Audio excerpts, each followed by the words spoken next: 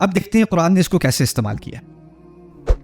والذین یقولون ربنا هب لنا من ازواجنا وذریاتنا قرۃ اعین واجعلنا للمتقین اماما. سورۃ الفرقان میں اللہ تعالیٰ نے ہمیں دعا سکھائی ہے.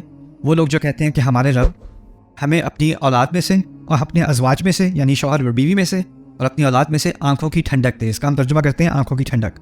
اب میں نے آپ کو 2 باتیں بتائی تھی. پہلی بات یہ تھی کہ اتنی خوشی آئے کہ کیا ہو, رونا آ جائے. یعنی میری شادی میں اتنی خوشی ہو کہ مجھے رونا آ جائے. رونا تو آتا ہے, بڑی عجیب دعا ہے. کیونکہ کوئی دوست بھی ہوتے ہیں, شادی ہونے لگتی ہے تو کہتے ہیں یار چلو کوئی بات نہیں, تمہیں ڈراؤں گا نہیں میں, کوئی بات نہیں, تمہاری ڈفرینٹ ہوگی. ہر ایک کے دماغ میں ہوتا ہے شادی کے ساتھ ڈپریشن ہوتی ہے, لڑائیاں ہوتی ہیں, ایک دوسرے کی مس انڈرسٹینڈنگ ہوتی ہے, صبر نہیں ہوتا. پہلے بہت اچھے لگتے تھے, اب بہت برے لگتے ہیں. تم تو کوئی اور ہی نکلے, تم تو وہ تھے ہی نہیں, تم تو وہ تھی ہی نہیں.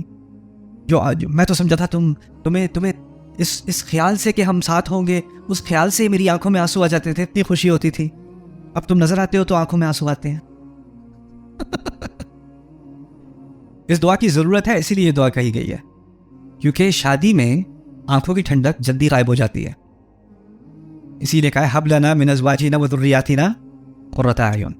اور یہ اس لیے بھی کہا گیا ہے کہ شادی کے اندر اس طرح کی محبت ہونا کہ ایک دوسرے کے اندر انسان دلی خوشی پائے, دلی خوشی ہو, شوہر سے دلی خوشی ہو, بیوی سے, اس کو دیکھ کے ہی خوش ہو جائے انسان, اس کے کمرے میں ہونے سے ہی سانس آ جائے.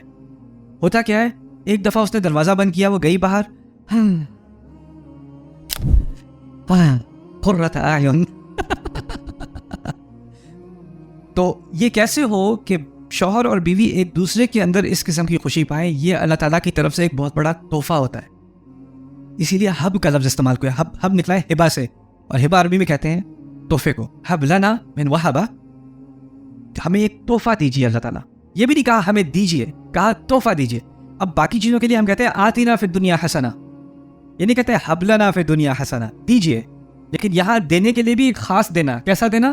تحفہ. یعنی یہ ایسی نعمت ہے جو باقی نعمتوں کے مقابلے میں بہت بڑا تحفہ ہے.